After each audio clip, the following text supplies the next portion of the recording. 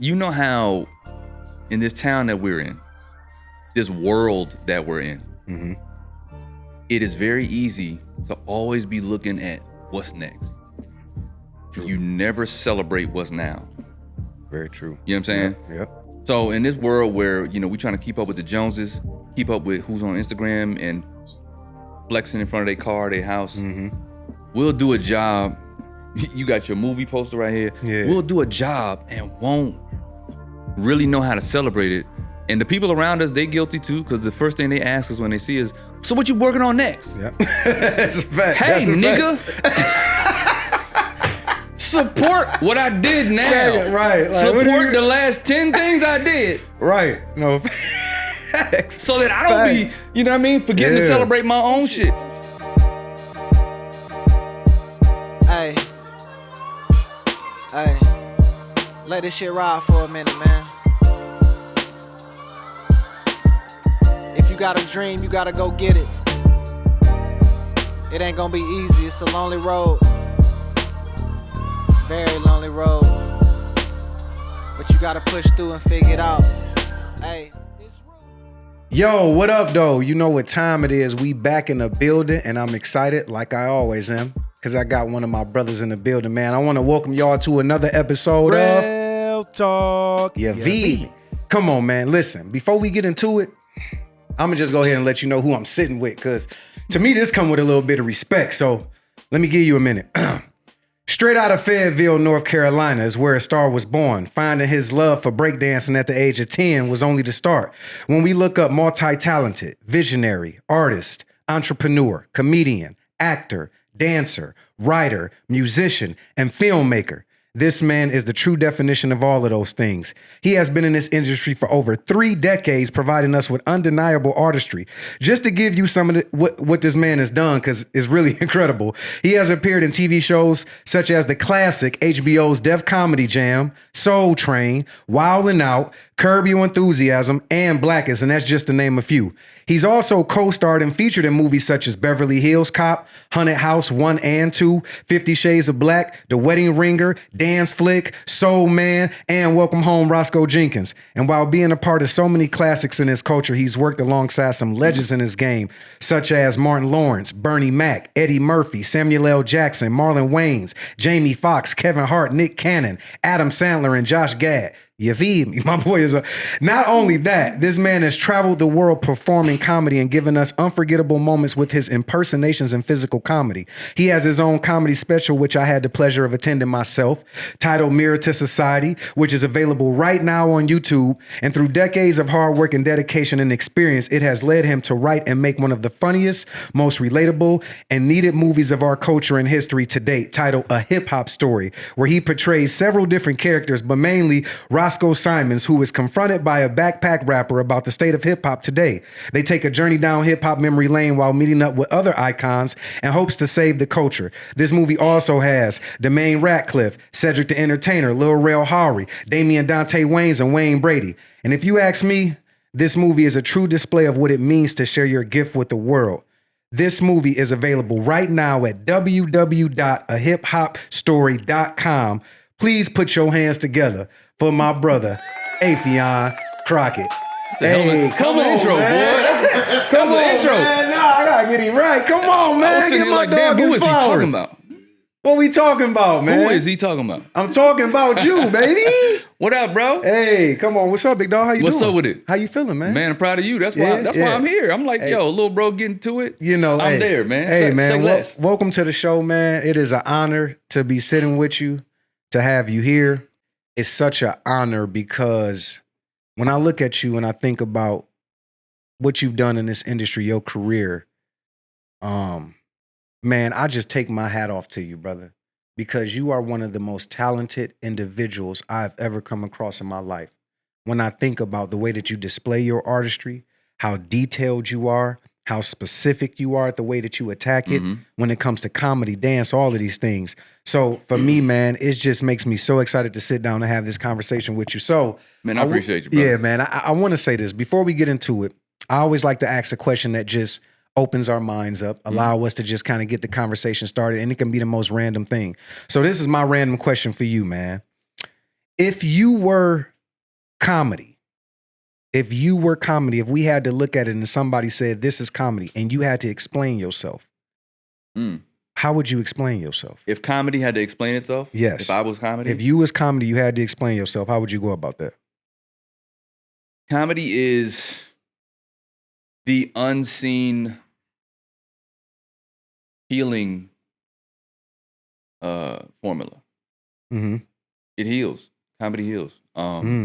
It's not a drug. It's not something you take out of a bottle, but it's that thing that can penetrate your pores, your soul, your heart, your mind.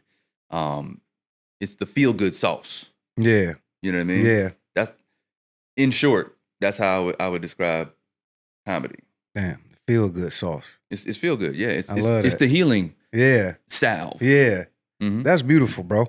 So let's get into it, man. Let's talk about it. Let's get to it. I want to start off a little bit, obviously, to talk to you about your life, to talk to you about how we got here today, how we meet Afion, right? So my first question for you really is, where we are today, thinking about all the things you've accomplished, how did you discover yourself? Like as a child approaching 10, breakdance and all these things, when you say you kind of found your love for dance and hip hop and culture and comedy, how does this happen for Afion, man?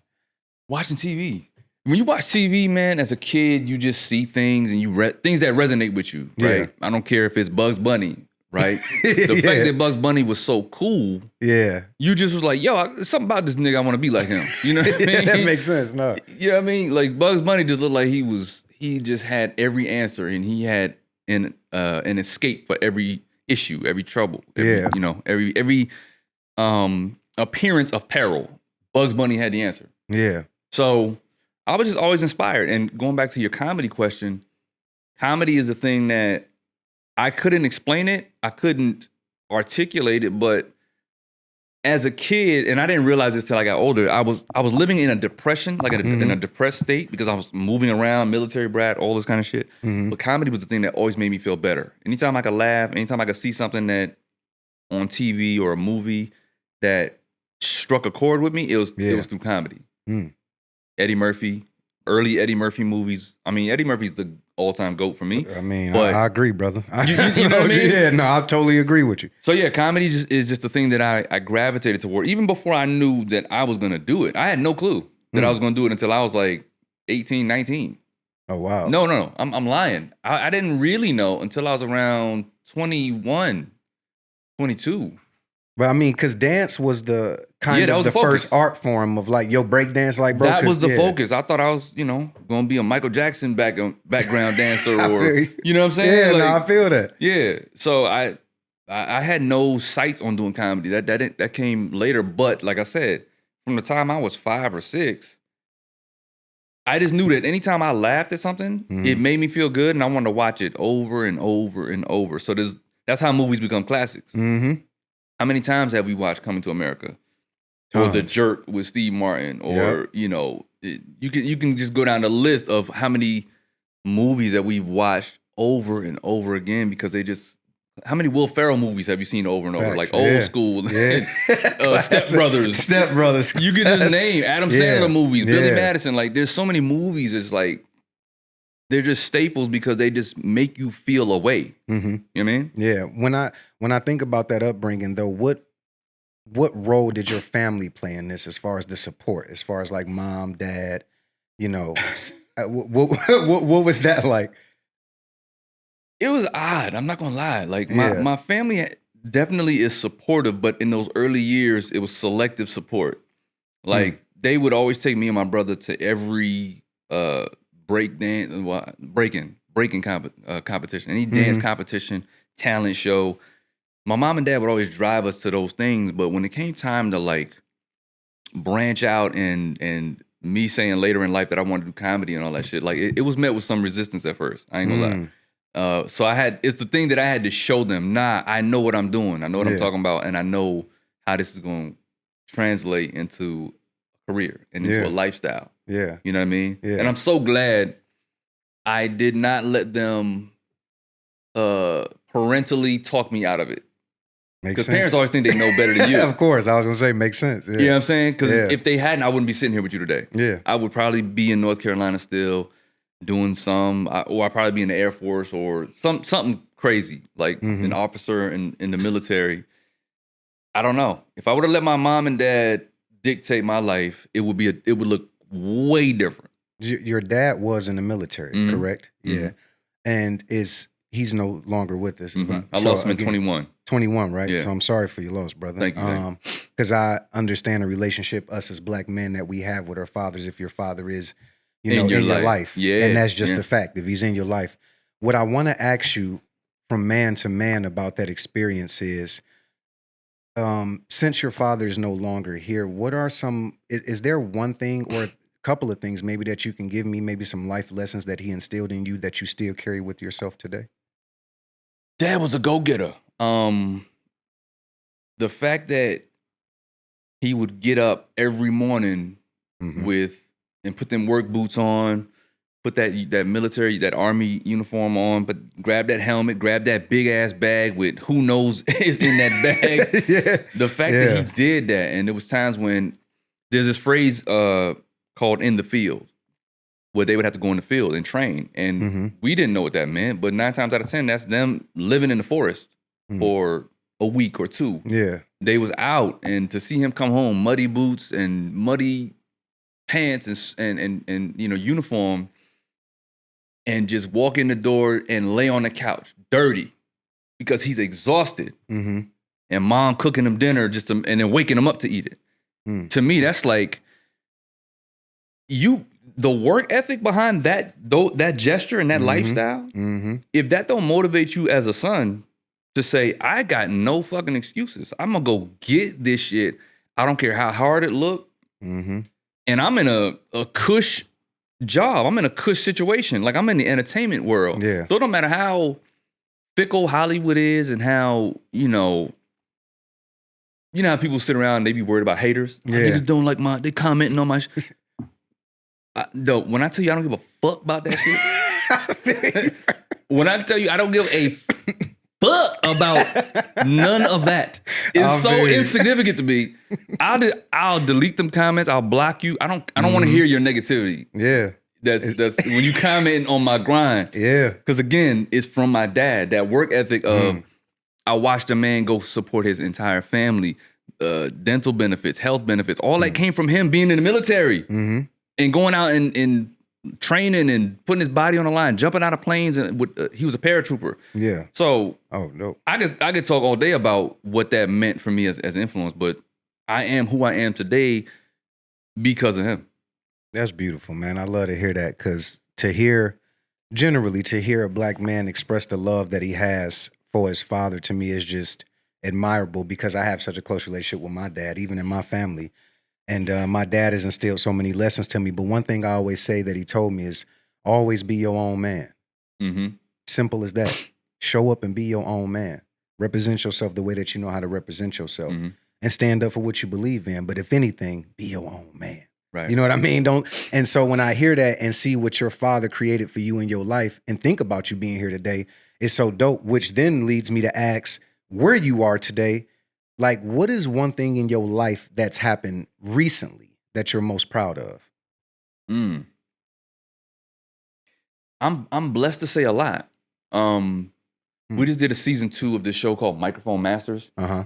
And you know how in this town that we're in, this world that we're in, it is very easy to always be looking at what's next.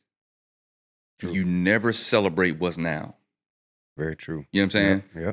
So in this world where, we're trying to keep up with the Joneses, keep up with who's on Instagram and flexing in front of their car, their house, we'll do a job. You got your movie poster right here. Yeah. We'll do a job and won't really know how to celebrate it. And the people around us, they guilty too, because the first thing they ask us when they see is, so what you working on next? Yeah. That's a fact. Hey, nigga. Support what I did now. Yeah, right. Like, support the last 10 things I did. Right. No. So that I don't be, forgetting to celebrate my own shit. Yeah, bro. And you do a big ass project, and then all of a sudden you be like, all right, what I got to do like 8 more things. So anyway, Microphone Masters is one of those things that it can get lost in that shuffle. Me and my partner Delmar, when you came to my stand-up taping, right? Yeah. That taping was the seed that introduced us to Xfinity, Comcast. They came to us and was like, yo, we want to do some programming. Sick. Which y'all got. And we was like, well, we produce stand-up specials. Mm-hmm. And that was the first one we did. I put my own bread up for that. Funny as shit. I'm telling you now. I'm sorry. I just got to say, man, go on YouTube right now and watch that joint. It's funny as shit, but go ahead. Thank you, brother. Yeah, for sure. He killed it. He killed it, bro. Thank you, brother. But yeah, we created this series called Microphone Masters, which was basically me saying, I know other comedians that don't really have the means to produce their specials, but would like to get the platform. And the major networks ain't gonna knock on their door all the time. You know, and I just saw today, one of my homegirls posted on her story this sold out show for this comedian, and I'm looking like I've never heard of this person. Like I've never heard of this person. Like who is this? No knock to him, but what I'm saying is it's just so many other people out here that get overlooked. Facts. And you don't know why this other person is getting the keys handed to them. So whatever I can do to help those microphone beasts that I know have been in these clubs for years and years and years and putting their energy down, whatever I can do to help them showcase themselves, that's what I'm gonna do. So that's the show. And we just shot season 2 of that. Yeah, that's sick. Sick. Congrats on that, bro. Super Thank you, congrats.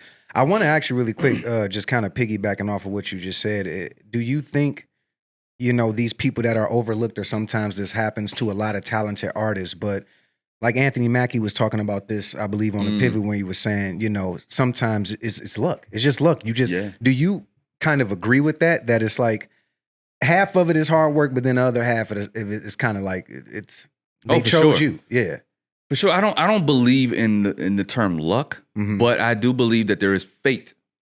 Fate that it just happens. Things happen. The right person will see you. The right people will see you.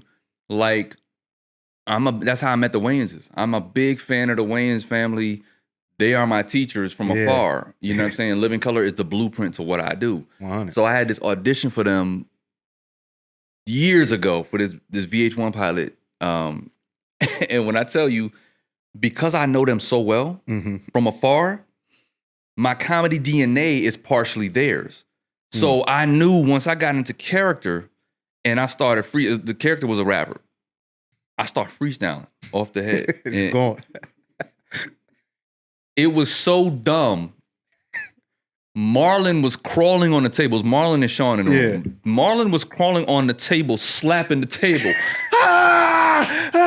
Laughing. He threw his water bottle at me. He was like, nigga, stop.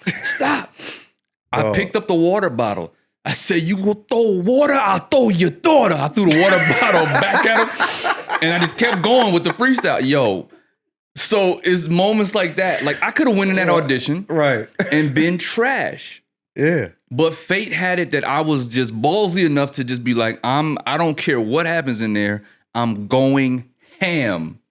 And we became family ever since. And now y'all got hella movies and projects, and it happens like that because you was unafraid, bro. I think that's the most beautiful thing about experiencing our art sometimes is when we have that moment.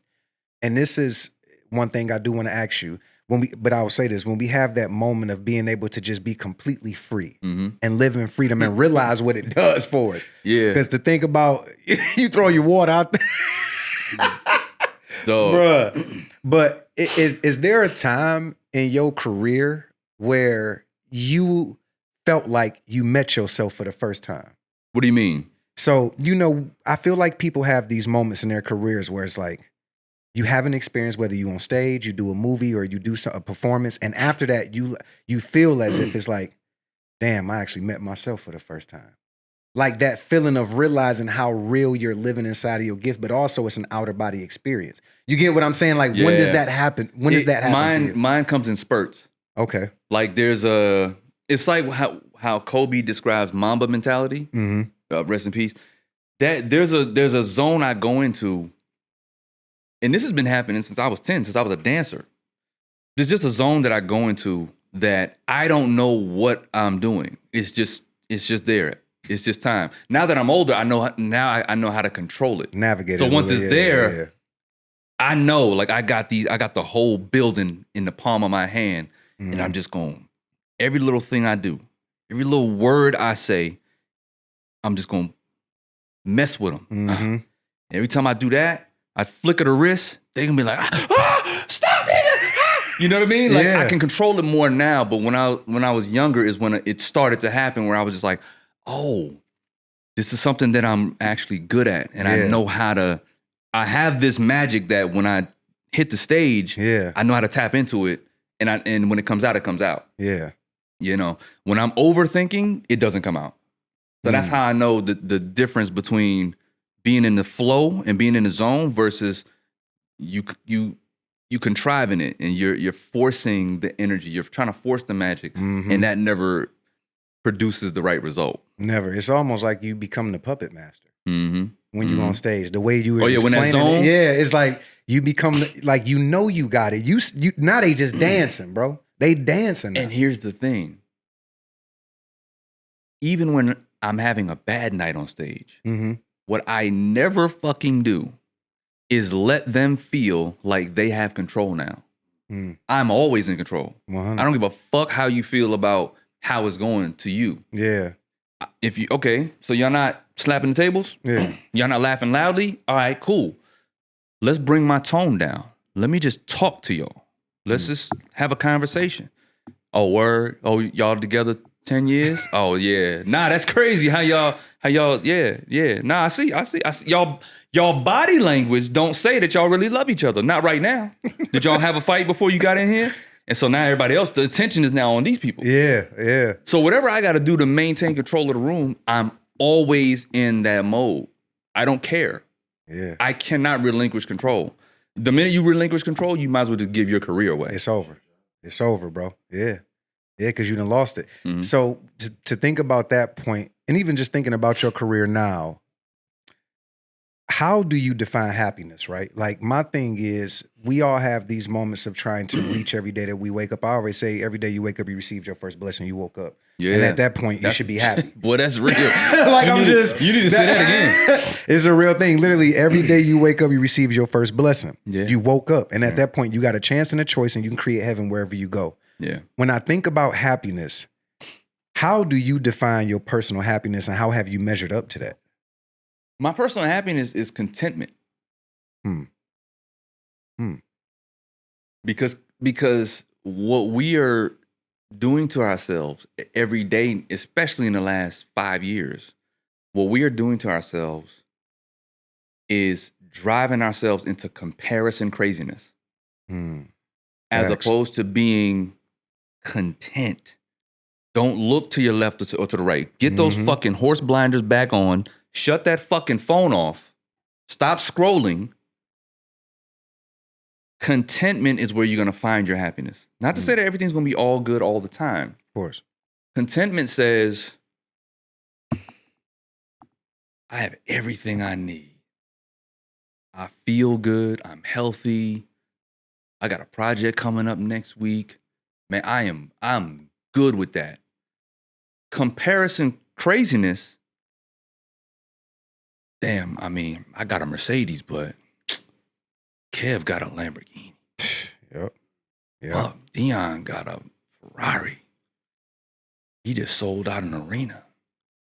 Damn, I'm not doing. Damn, he private jetting it this week.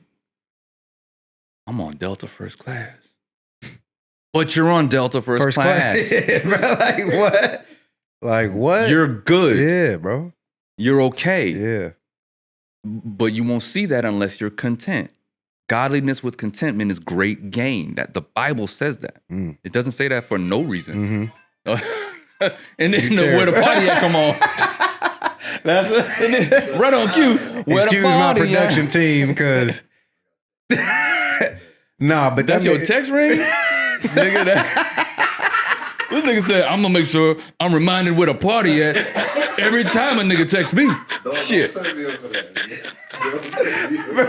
The party is all day. The party is all day. He is conditioning himself. That's crazy. Where to the know party when at? where the party at, nigga. It's a crazy text message. Nah, But Damn, that's that funny. is wild, man, because, you know, when you do speak about that, contentment is a real thing, man. People don't know how to just be content with what they have. People don't know how to just be present. Again, when you spoke about that earlier, you was like, people always thinking about what's ahead, but it's like the most beautiful thing in life is just to be present in the moment that you in. That's the only thing that you It's can almost like, I explain it to people this way, right? Me and you sitting here having this conversation right now, and, you know, God willing, thank God we here, but if something came and just took us out, Right. who is the last person I'm talking to? So this is all that matters. We ain't Right. around family, friends, relationship. I'm with you. But So guess what? Yeah, I can't be anywhere else. exactly. Once I'm here, I'm here. Yeah. I can't be in 10 o'clock. I can't be in Sunday. Mm-hmm. I can't physically be anywhere else. Mentally, I can't be in 2002. Mm-hmm. I'm here. So I can choose to, you know, play the mind game of every time I'm somewhere, my mind goes off to, damn, I can't wait till this happens. I can't wait to be in the, damn, I miss when things were different. Man, 1999 was a motherfucker. Hey, man, you are right here. Yeah, bro. And if you don't enjoy now and be present, you're going to always drift away and be lamenting over either what you feel like you don't have or where you feel like you should be. It's facts, man. No, I totally agree. I want to talk to you a little bit about your career. And obviously, you've been in this game for so long, doing it, to me, at the highest level. That's how I look at what you do. You do it at the highest level.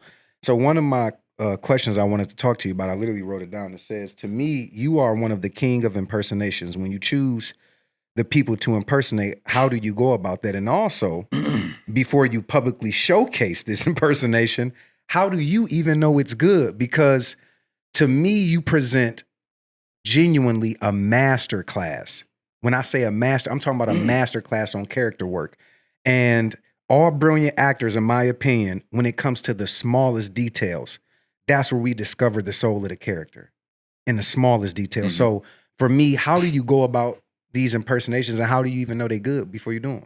It's the same. It's what you just said. I'm an actor. I never call myself an impersonation or an impressionist. Impressionist, Yeah, or an impersonator. I'm just an actor who researches the role and plays the part.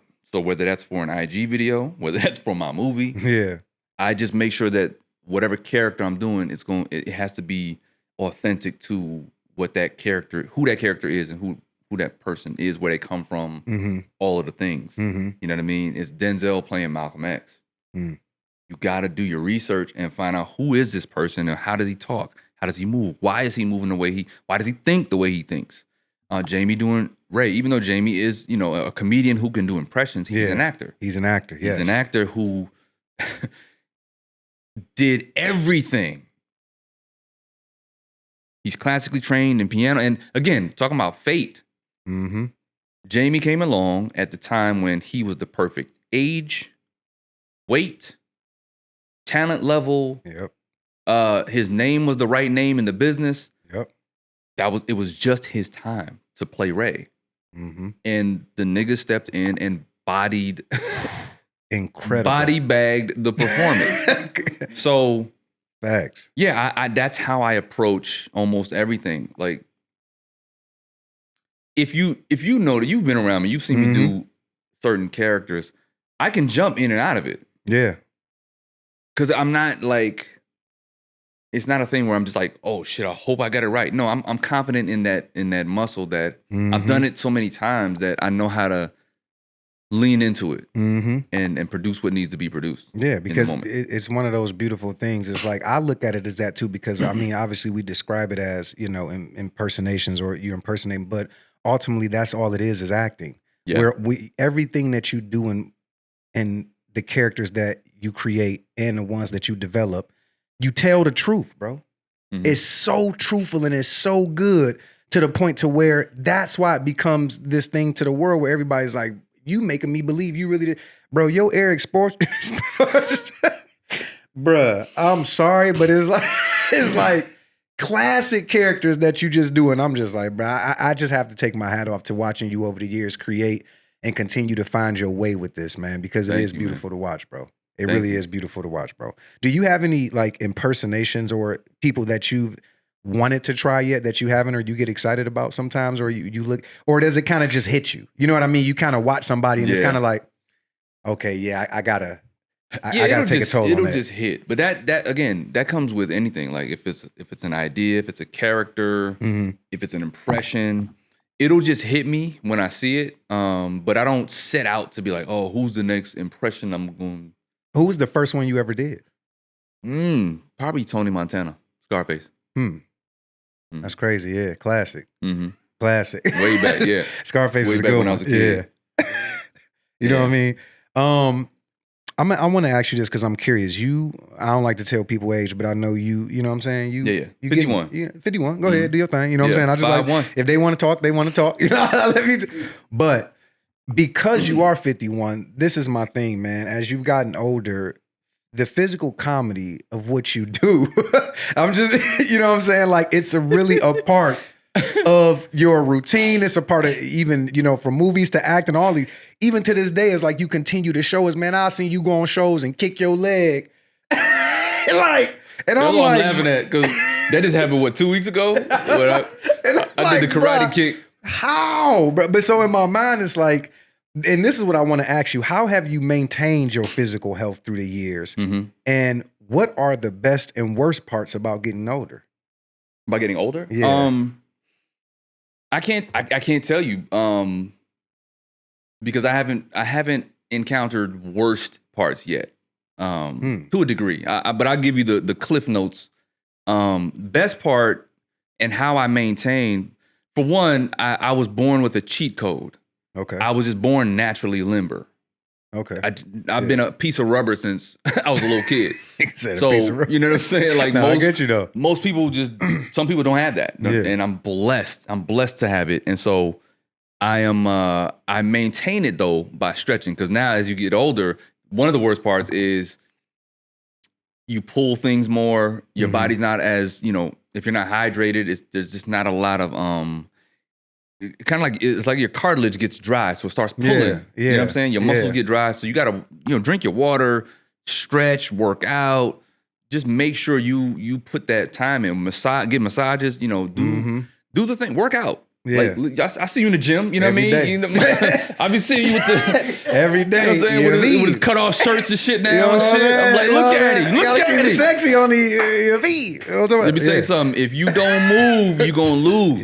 You gotta keep moving. Blood has to be flowing in all parts of your body. You know what I'm saying? Yeah. That's how you maintain. You just stretch. Work out, lift weights, do the thing. And it was crazy only because I'm asking you that because I could watch somebody like Kevin Hart run and tear almost his whole abdomen off in one race.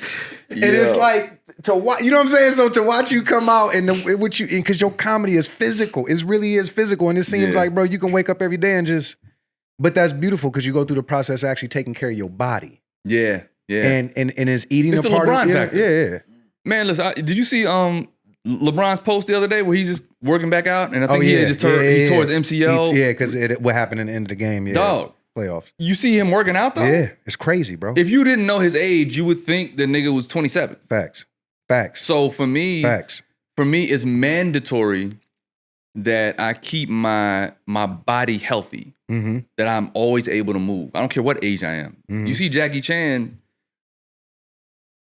flipping over furniture. Yeah, it's crazy, bro. On scaffoldings outside of buildings. Like, that man's still doing his thing, so I got no excuses. Yeah. You speaking of Jackie Chan, you a big karate fan. Yeah, Kung martial arts in general. Martial arts is your thing. I love the arts. Yeah. So you've trained yourself with belt? No belt. No belt. No, I've done different styles. Like I started in Shotokan, okay, but I didn't, like, I ain't a master. I'm not an expert at none of it. I just love the forms. I love the art form of it all. Studied Bruce Lee, watched movies, and just mimicked what I could, and then I started training with people. So yeah, now I do Wing Chun, but again, I'm not a master at nothing. I train in my garage. I got my wooden dummy, and I do my stuff. But again, If a nigga walk up on me in the street, because that's the real question. That's the real question. I don't know. What's gonna happen, bro? Look, I don't know. Look, I can tell you one of two things is gonna happen. It's either gonna be him or it's gonna be me. Right. That's it. It's gonna be his day or it's gonna be my day. That's it. You know, I'm also grown. I'm not trying to find out. No. I will talk my way out of the smoke. I ain't trying to fight nobody.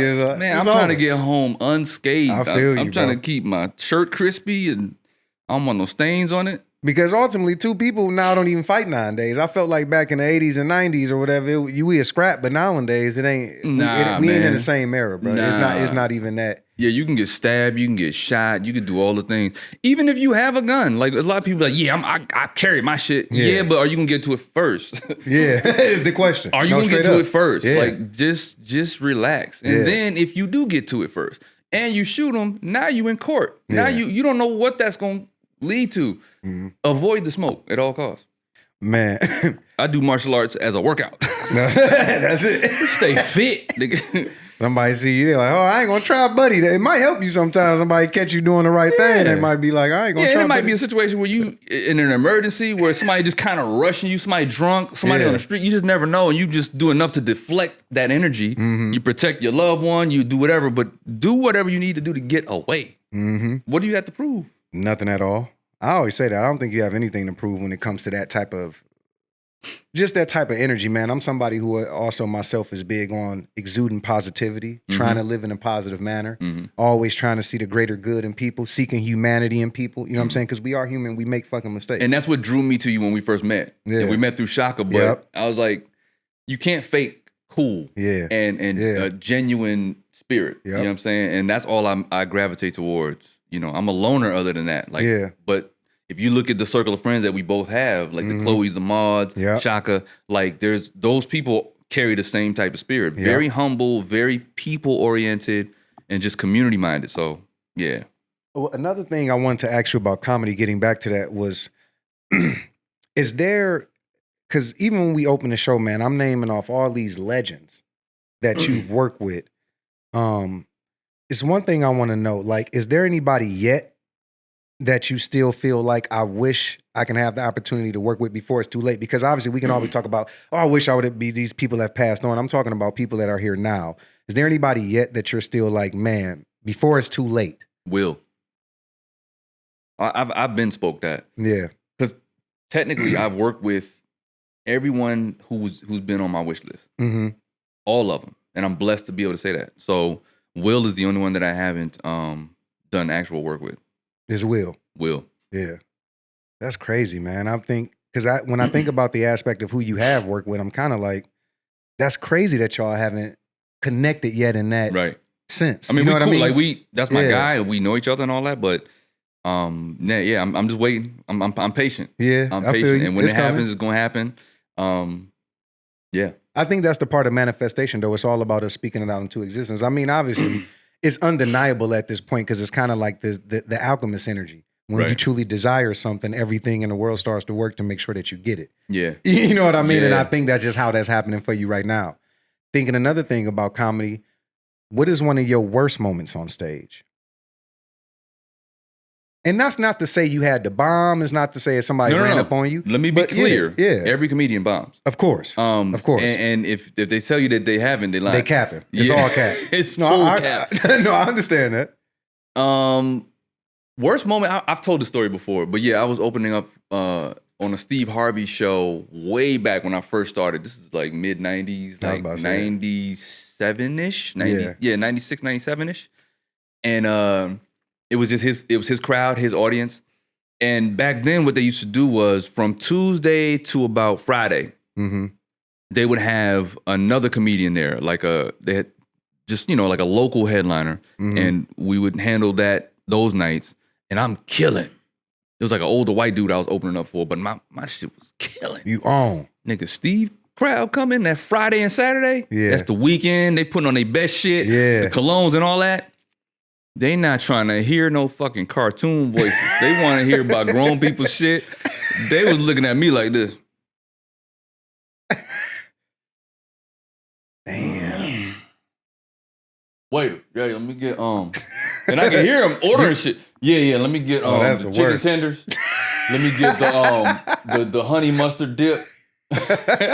Baby, you want some? You want some? And so, you had that moment. And so the beautiful thing about that night though was Steve Harvey.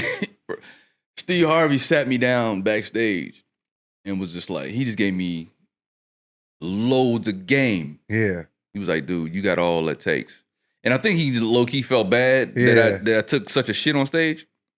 But he was just like, nah, you got all the talent. He said, but you got to learn how to work the crowd. You got to learn this and that. You just got to put more time in. He said, but if you move to LA, you can make millions. That's the one thing I remembered him saying. He said, I see you. I see what you have. You can make millions at this. Mm-hmm. So it was one of those moments where I was just like, damn, this man just saw me bomb. It'd be a different story if he saw me rip and kill it that night. Yeah. But the fact that he sat me down and still said that means he really did see something. What does a moment like that mean to you? When I ask you that, I'm only saying that you could go back to this particular time in your life. You bombed. It's just starting. It feels like, should I really be doing this shit? That's just being honest. You having these kind of conversations. But what does it feel like to be where you are now and to think about a moment like that and how far you come? Like, what is that feeling of knowing that you've actually manifested? You manifested that shit, man, because that's what matters. It's surreal. Yeah. Because I don't take none of this shit for granted. Mm-hmm. So to know that, I've been able to, from age 19, 20 to now, I've been able to imagine something, and I have spoken. I've spoken a lot of stuff into existence. But to be able to speak it and tell people, yeah, I'm gonna be a this, and I'm gonna do this, and I'm moving to LA, and I'm gonna do this, and I'm gonna do that. To now look back, because I just be climbing the mountain. Yeah. Like when you was reading the resume and all that shit, in the intro, I forget some of the stuff that I've done because I'm just climbing the mountain. Yeah. I'm not stopping every 2 steps, looking back and like, man, look at how much mountain I've climbed. Right. You know what I'm saying? No, I feel you. I'm just climbing the mountain and I'm just staying focused on my destination and getting to the top while enjoying, man, these are some beautiful rocks and some beautiful trees on the side. Yeah. But I'm not looking back. I don't do that often enough. Yeah. So yeah, I'm just climbing the mountain. So I don't when you say often enough, why do you say often enough? The Bible says count your blessings. Because I feel like when you do take time to look back and see all that you have been able to do and all that you've been blessed to be able to do, it creates a library for you to count literally how many times God has shown up. So whenever you get to the point of doubt and you don't know what's coming next, God is like, well, if you count your blessings, literally count them. There's probably 300 or more instances. And I'm not just talking about when you booked the movie. I'm just saying there's probably 300 or more, whatever the number is. Might be 1,000. It might be 20. But there's a track record of when you doubted and he showed up in some kind of way. And the thing showed up. So whenever we get weary, that's why I say, sometimes I do need to turn around and count the blessing, because that's just putting gas in your tank to say, oh, this is why I need to keep going further. Yeah. This is why I need to sit down, stretch, take a rest my fingers while I'm climbing this mountain. This rope is burning my hand, all the things, right? Yeah. But when you count those blessings, when you see all that you've accomplished, you're like, oh shit, I can do this. I can keep going. It's not in vain. That makes a lot of sense. You know what I'm saying? Yeah. No, that's beautiful, bro, because I don't think we do appreciate, and you're right, a lot of people don't appreciate what they've actually given to the world and what that actually means. I always talk about purpose. I talk about purpose because we have one in such a way that I think everybody doesn't lock in on it, or they spend a lifetime trying to find it, right? And I try to always explain it the same way. I always say your purpose is a piece of a puzzle. And once you figure out where that piece of the puzzle fits, then you start to understand the bigger picture of your life. And that's how I look at it, because everybody that left us, Malcolm X, Martin Luther King, all these people, they dropped that puzzle piece. And then it's a part of what's happened to change in the world. So I think it is one of those things where we do have to be considerate of what God has given us and being open vessels to understanding that we only here to do the work. And my idea towards it is like it's bigger than us. I think 100%. some people get caught up in the idea. It's like, but it's everything we do is bigger than us. We ain't never in control, bro. Well, that's the other. You know what I'm saying? Like we're never in Because when you control, look back bro. and count those blessings, when you look at that list, Mm-hmm. there's no way on God's green earth that you can take credit for that. Yeah. Because you start to look and be like, ain't no. I know where my mindset was when this happened, Yeah. and I was not expecting this. Yeah. There's no way I created this. Yeah. I made this happen. There's no way. So it just helps you, again, keep track of how God shows up in your life and who he is versus who you are. Another question I wanted to talk to you about, because I feel like at this point you kind of got so much groundwork in the game. And we talking about decades of groundwork, bro. Mm-hmm. When you think about all you've done in this industry, when you think about the sacrifices, the heartbreaks, the successes, at this point, what is the thing that keeps you going? What is the desire in your career from now down the road? I feel like I'm just getting started. Hey, I like that. Yeah. Yeah. Even with all the stuff that you read off, and all, again, you know, all that mountain that's down there, Mm-hmm. all the things that I've been blessed to do, I just ain't. I haven't reached the thing yet. That one, like, And it's not to say that if I don't reach the thing that I'm not happy. that makes sense. It just means I'm goal oriented. Mm-hmm. You know what I'm That saying? makes a lot of sense. Yeah. Yeah, I'm just not.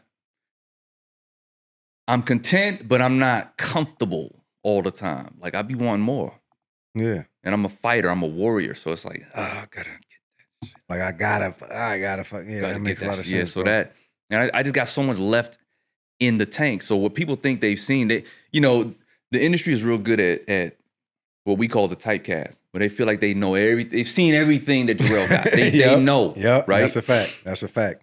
I'm like, yeah, nah. Because some people could be like, yeah, nah, well, we know Afion. Yeah, he's from Mile and Out, or he's from way back in the day, from whatever they think they know me from. Yeah. I guarantee you have not seen 80% of what I can do. Mm. And I will show you this. Mm-hmm. That's what I know. Mm-hmm. So that's why I don't trip. I don't trip when a casting director don't call me. I don't trip when this and that. I don't trip. Mm-hmm. I just go in my lab and create a hip hop story. Which You understand? which is crazy, because that's literally the question that's following this one, which is a hip hop story. When we talk about a hip hop story, I'm definitely have to ask this: why now?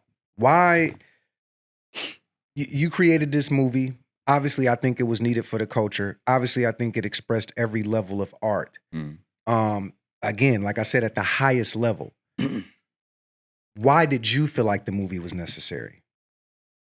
So many reasons. But the reason why it finally was produced when it was, Mm-hmm. me and hip hop turned 50, Together. same damn near a day apart, right? It's crazy. It's crazy. And so to celebrate hip hop's 50th anniversary, why not take a trip down memory lane Mm-hmm.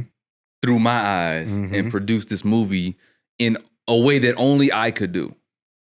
Only I could do. Not saying that no one else could do it, but I'm one of the rare few who, you know, there's people that do rap impressions and all that, but for some reason, God gave me a face that can morph into 30 niggas. 100 38 people, literally, niggas bro. on a good day. 100, literally, bro. On a good day, I can morph into so many different people. And I was in a meeting the other day about a hip hop story, a distribution meeting, and there's an older white dude on the phone. He said, man, you know, I don't know a lot about the culture of hip hop, but who was the guy that played Cornel West? And I'm on the Zoom with this guy. And I said, Nah, son, he ain't do you like that. I said, that was you? So shout out to my makeup team and my face. That's crazy, He bro. did not know it was me. Most people don't know that I was Kool Herc. They just don't know. They don't know all the different people that I was. So that's why. Yeah. And you know, hip hop is in an ever changing place. Yeah, you it know, is. based on how we grew up, the skill level ain't the exact same. You know, and I don't want to be like the old head that be like, oh, these young niggas don't know what they doing. Because there's a lot of dope ass young motherfuckers it is. out There's here. a lot of dope people. But what gets to the forefront of the public's eye, it's be the that BS. baba da baba da boo da Yeah. baba da Yeah. baba da boo da baba da. And I'm like, yeah, nah, that's not gonna cut it. I mean, because even like I said, and I think a lot of artists are dope too, but my attitude is kind of like, I look at somebody like you come from an era of like Rakim, Wu-Tang Clan, Nas. You know what I mean? Yeah. Cannabis, Can I Buzz? They're like, people don't, you know what I'm saying? Slum Village. Yeah. What up, you know though? what I'm saying? When you think about those cats, who are some of your favorite cats then? Like, I know you was a Wu-Tang fan. Yeah, I was a Wu-Tang fan, Obviously, but it's like Wu-Tang came out with Protect Your Neck. You would have swore, yo, niggas was running around the city like, yo, we just want to tear a building down. That shit was so energetic. You better protect your neck. You better protect it. First thing first, man. You fucking with the worst. I'm taking pins in your head like a fucking nurse. Hey. Man, we used to dance to that shit. It was just a party starter. Yeah. But I mean, you just name most of them like Rakim, Nas, Kane, Run DMC, Pun, just lyrical people. Mm-hmm. I would gravitate toward whoever had lyrics, and then certain producers like Busta Rhymes with Dilla specifically when Dilla came on board with the Coming album. I'm just a boom bap nigga like DJ Premier, Pete Rock. That makes sense. I'm all about the traditional, you know, KRS-One's hip hop. Yeah.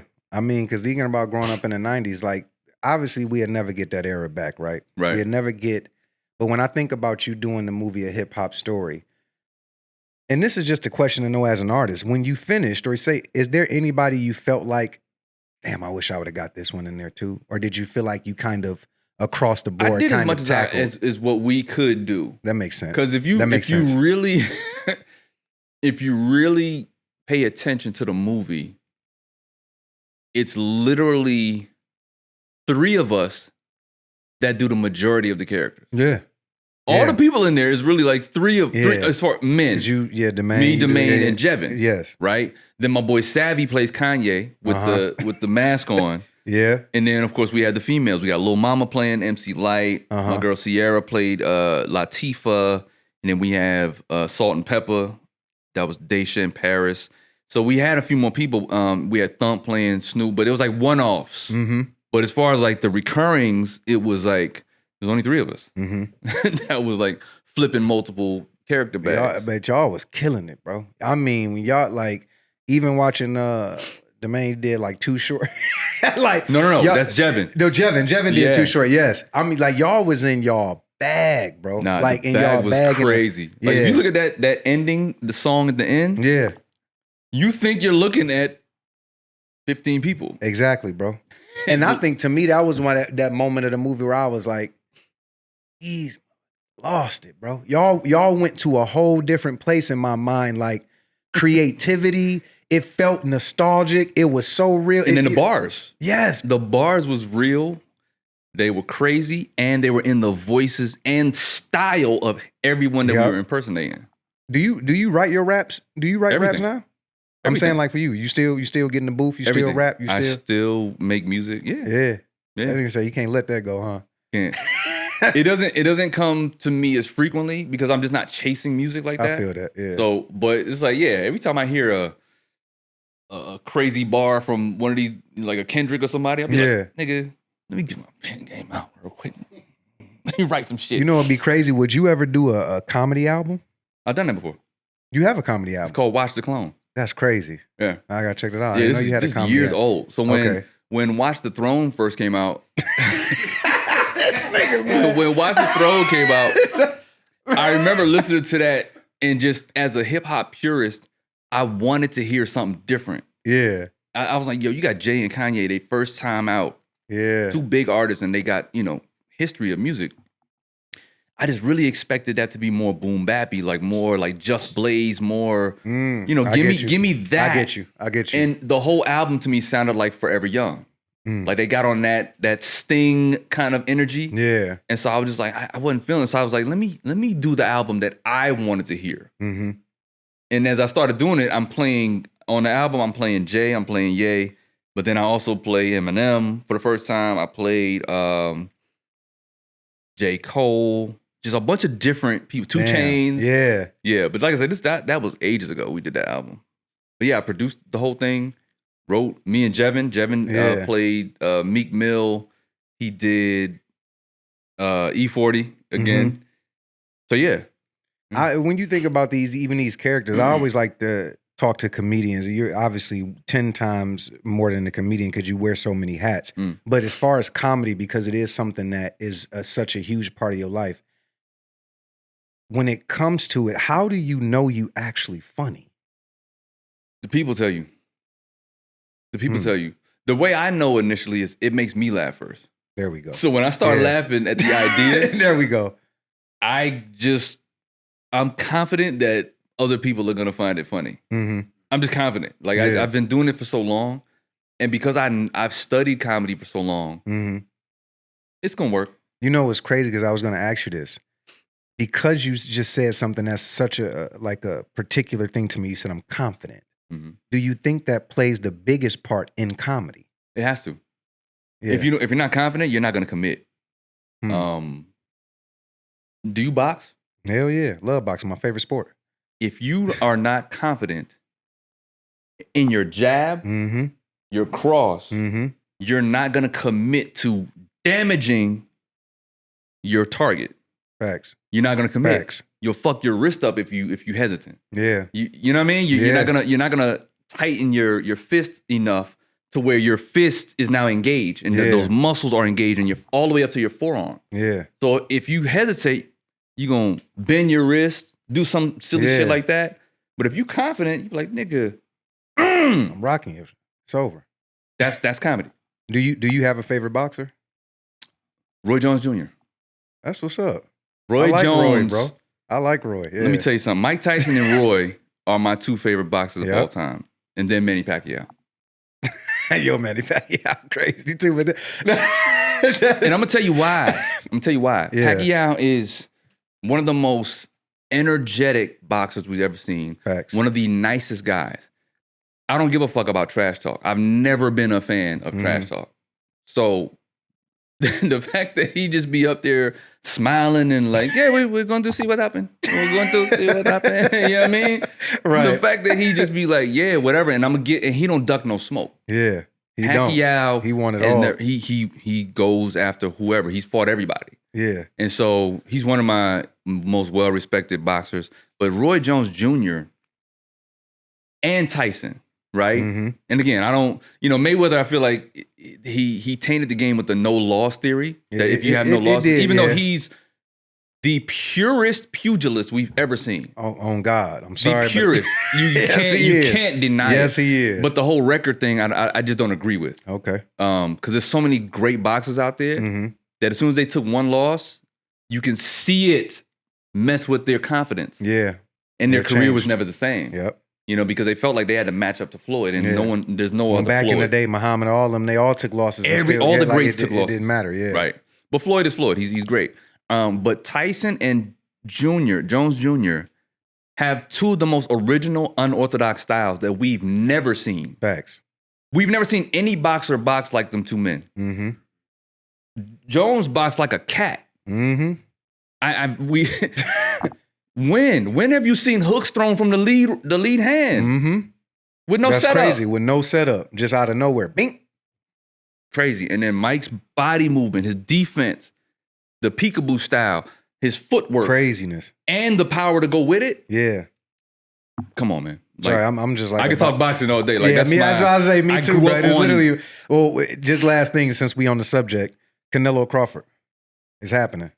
I think it's 4 years too late. Agreed. Totally agreed. I think it's Crawford. Although I'm a Canelo guy, I think Crawford he's just younger. He's a bad. The nigga is cold. He is, bro. He is ambidextrous. He could fight from either side. Yep. And Canelo doesn't always show up. That's facts. And in the last, I would say like the last 3 years, there's been about 3 fights where I felt like he didn't show up as the Canelo that we know. Yeah. Like the Canelo that fought Danny Jacobs. Oh, yeah. That was boy. Man, I'm sorry. He was defense, scary. the slips, he was scary. He was scary. Ridiculous. He was scary. And then there's sometimes where he comes in and he's a stationary target. Mm-hmm. You know what I mean? But he has just the hand like act speed. like he want to fight. Yeah. Yeah, he has the hand speed. He has the power. I've always been a Canelo fan because he also don't duck no smoke. Yeah, he don't. He don't. No he smoke. wanted with everybody. Right. He wanted with everybody. Yeah. I mean, I'm going to watch the fight hands down. I think it's going to be a good fight. I just think it's 4 years past his time. I agree with that. Mm-hmm. So one last thing, man, I do want to say to you, if you're sitting here and you got, to me, the world at your attention, because they really pay attention to a lot of what you do. And I'm not just talking about people in this industry, our friends, but I'm talking about the youth, people that the young black kids that may be from Fayetteville or, you know, the young dancer, them YNs out here. But for you, what do you feel like you could give or even say to somebody who may be in your position that is in the industry right now, who's struggling, trying to kind of get their comedy or kind of get their movies off the ground, or just trying to find their purpose? I just kind of want to, in this season, kind of always allow my guests to leave something for the audience, man, that they feel like. Don't be afraid of the work, man. Yeah. Don't be afraid of the work. Yeah. Do the fucking work. You're not going to get around that. Yeah. You got to do the work. I don't care if you got to go work at a bar until you can get enough money to do what you want to do. Drive Uber, whatever it is, man. Like, there's no excuses now. Yeah. It's not. Everything's in the palm of your hand. It is. So you can research anything. You can YouTube, Chat GPT, Yeah. Google. Yeah. We didn't have that. I didn't have that growing up. I ain't have it either, shit. So, I wouldn't probably have you. I know I'm older than you, but that's what I'm saying. Yeah. But we didn't have that at our disposal. And in the palm of our hands, be able to access anything. Yeah. Right? So these days, y'all got no excuses. Like, you can literally do whatever you want to do on your phone. Facts. You can make money on your phone. Literally on your phone. That's my thing. Only word of advice I got is do the fucking work. Yeah, man. I'm gonna look into all three of these different cameras. Do the fucking work. Right, fact. I've never seen this. Listen, we got the setup. We definitely got 3 different cameras set up right now. You know what I'm saying? Like, but we making magic over here. You feel me? Y'all making magic. We making it work. We making it y'all work. doing the work. I'm telling you, we y'all doing the work. Goddamn. We doing the work. I'm taking your advice. That's it. We doing the work. Listen, Facts. man. I'm just so honored and thankful to sit down with you. In my eyes, I always say on my show, man, I believe in giving people their flowers. You legendary, bro. It's nothing shorter than that. You legendary. Thank you, You've bro. been able to sustain, continue to grow, continue to reinvent, continue to show up, and continue to be your own man. I ain't never seen you bite. Every time I've been around you, I've never seen you fake the funk. In any industry room we've been in, around any other artist, bro, you've always remained to be the same person. You always humble. You always respectful. You always funny, but you always you. And for that, man, you got my most, I take my hat off, bro. You got nothing but respect for me, man. I love you, brother. I appreciate you coming out. Love you too, my guy. And again, other than getting our schedules together, this was it was an easy call for you to make. Yeah. Easy for me to come pull up on you. Yeah. I got the same respect for you. Yeah. It's always been A1 since day one. You can't fake genuine energy. So I appreciate you, man. Hats off. My dog. I'm looking forward to your career blossoming because three-way. It was so many levels, man. And again, you and I have a history of supporting each other. We do. Which a lot of people don't understand that. They don't like even we get just that. pull up. It ain't gotta be about no pomp and circumstance. It's like, all right, tell me when I need to be there and I'm gonna be there. So I came to your premiere, you came to my to yours, So I'm watching the work, man, and I'm just proud of what you're doing because it's authentic. You're not on screen faking it. You're not on screen like forcing the craft. You have that natural ability of not acting. Yeah. You know what I mean? Yeah. The key to acting is to not act. Yeah. So you play your stuff so real, it's so grounded that I'm just like, okay, now he got chops. He really got chops. So I'm excited to see. Oh man, I appreciate it. Hey man, give it up for my dog Afion one more time in the building, man. You understand what I'm saying? Make sure you check out A Hip Hop Story, www.ahiphopstory.com. Rent it, buy it. Nah, we buying it. You understand what I'm saying? Get that money up, man. Come on and Buy support my brother, man, because this is real artistry at its finest. Again, man, I thank you for being here, coming to my motherfucking show, man. I appreciate you being here on another episode. Y'all know what time it is. Real talk. Hey, you feel me? We in the building. My dog. Yes, Appreciate sir. you, brother. I got you. Hey, I'll see you next time. Let's get it. Hey. Let this shit ride for a minute.